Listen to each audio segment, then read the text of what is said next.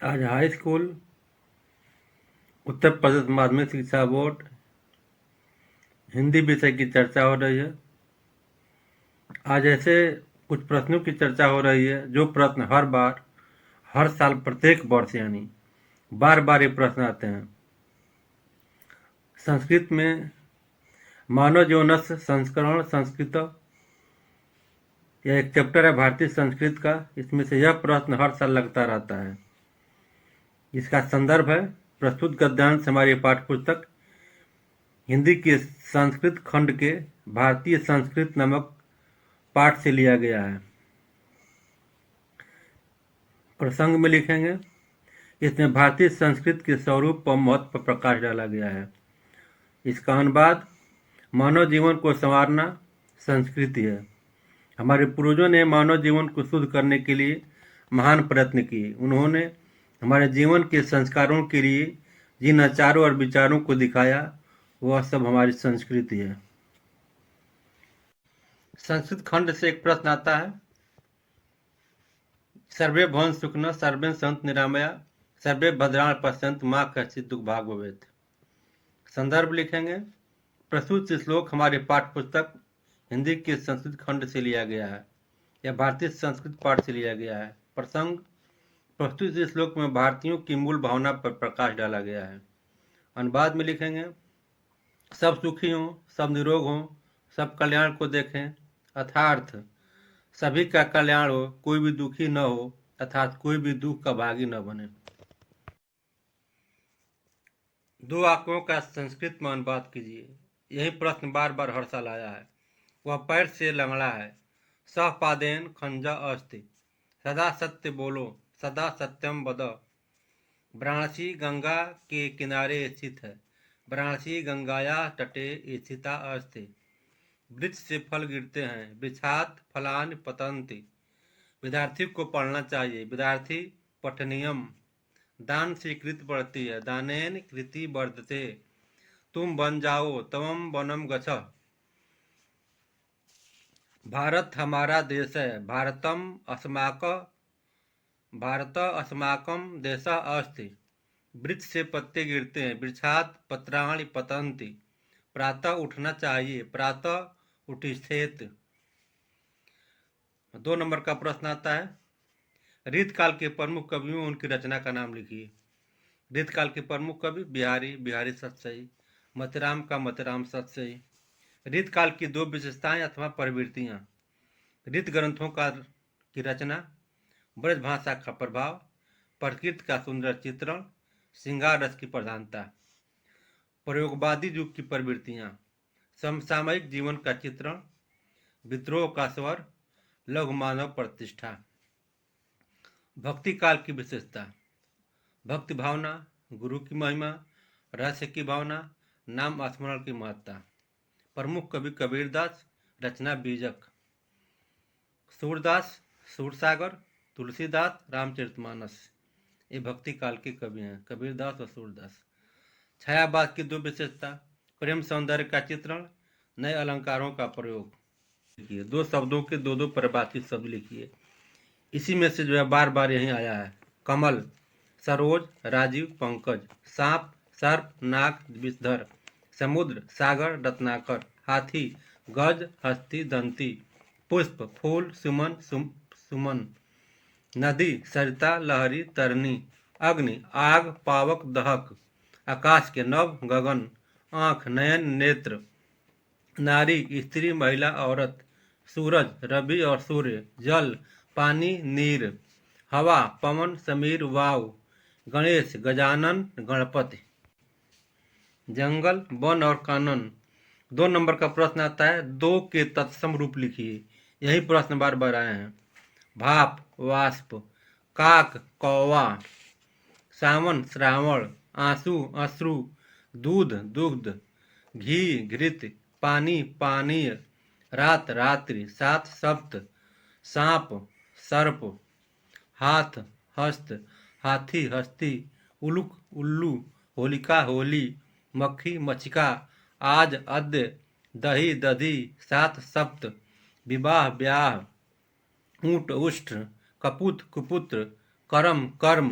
चरण चरण, सपना स्वप्न, सूरज सूर्य, सावन श्रावण, होठ ओष्ठ। और समास विग्रह, किन्हीं दो का समास विग्रह कीजिए और समास का नाम लिखिए।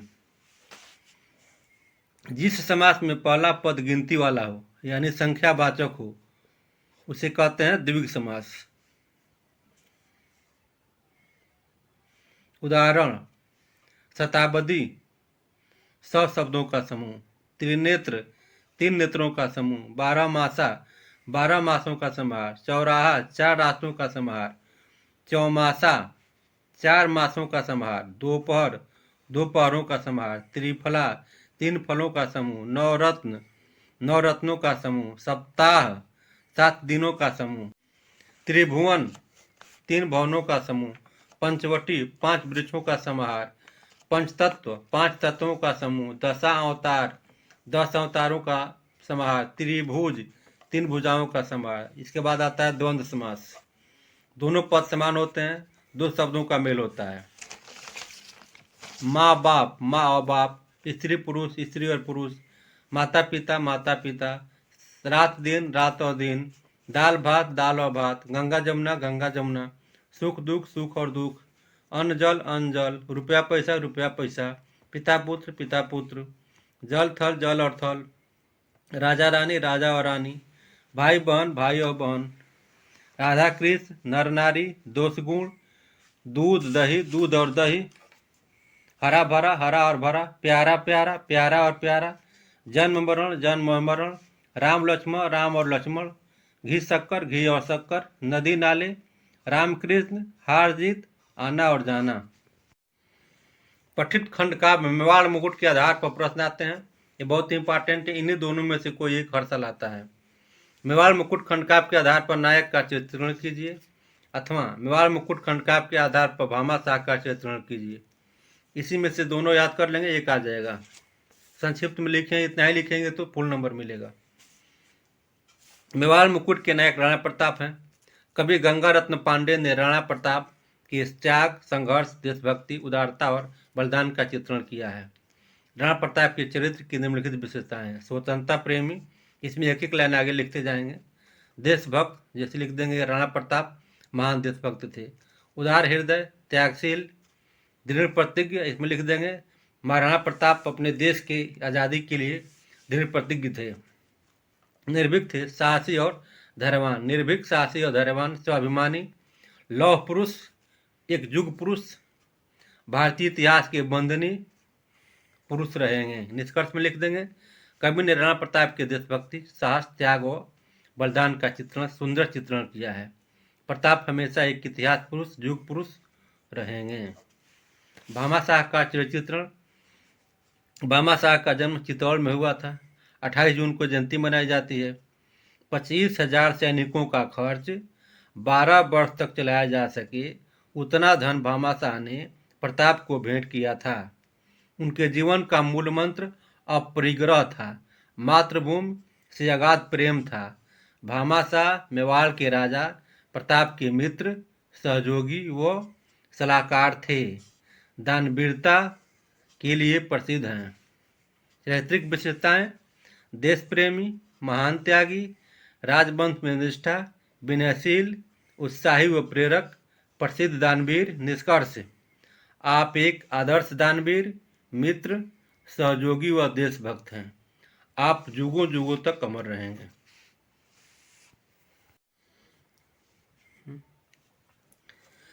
3 से 4 अंक का आता है। निम्न कवियों में से किसी एक का जीवन वृत्त व रचनाएं लिखिए।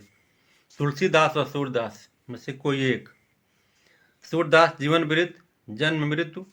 1478 में जन्म, रुनकता, आगरा, मथुरा मार्ग, उत्तर प्रदेश। पिता का नाम रामदास। मृत्यु सन 1583 में पारसौली गांव में हुआ था। गुरु बल्लभाचार्य जी थे। भाषा ब्रजभाषा, शैली मुक्तक शैली, गेय पद। अष्टछाप के प्रमुख कवि, कृष्ण भक्त कवियों में श्रेष्ठ। रचनाएं, सूरसागर, सूरसरावली, साहित्य लहरी।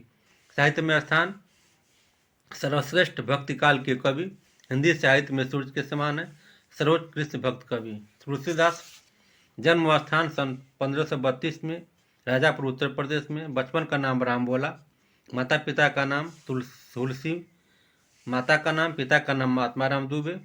1623 में मृत्यु, काशी के अस्सी घाट पर। गुरु का नाम नरहरि दास। भाषा शैली ब्रजभाषा, अवधी भाषा, दोहा, चौपाई और गीत। प्रमुख रचनाएं रामचरितमानस, विनय पत्रिका, कवितावली, गीतावली, दोहावली, रामलला, नाथू। साहित्य में स्थान समाज के पथ प्रदर्शक, लोकनायक, श्रेष्ठ भक्त कवि। 3 नंबर के प्रश्न आते हैं। जीवनी परिचय व उनकी रचना, जिसमें 2 है।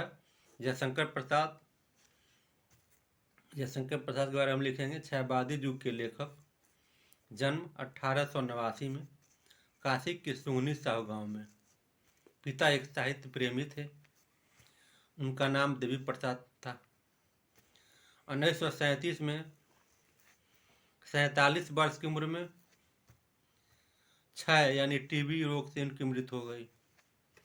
3 विवाह किए, तीनों पत्नियों की असमय भी मृत्यु हुई। कृतियां नाटक में चंद्रगुप्त, स्कंदगुप्त, अज्ञातशत्रु, ध्रुव स्वामिनी, कामना, एक घूंट। कभी कभी इसमें से आ जाता है कि जयशंकर प्रसाद के नाटकों का नाम लिखिए। महाकाव्यों के नाम भी आता है, महाकाव्यों के नाम लिखिए। कमायनी, झरना, लहर, आंसू। उपन्यास कंकाल और तितली। भाषा शैली शुद्ध सरस, साहित्यिक, संस्कृतनिष्ठ, खड़ी बोली। शैली भावात्मक, चित्रात्मक, संवाद शैली, विचारात्मक शैली, अलंकारिक शैली। साहित्य में स्थान प्रसिद्ध छायावादी युग के जनक, युग प्रवर्तक, रचनाकार।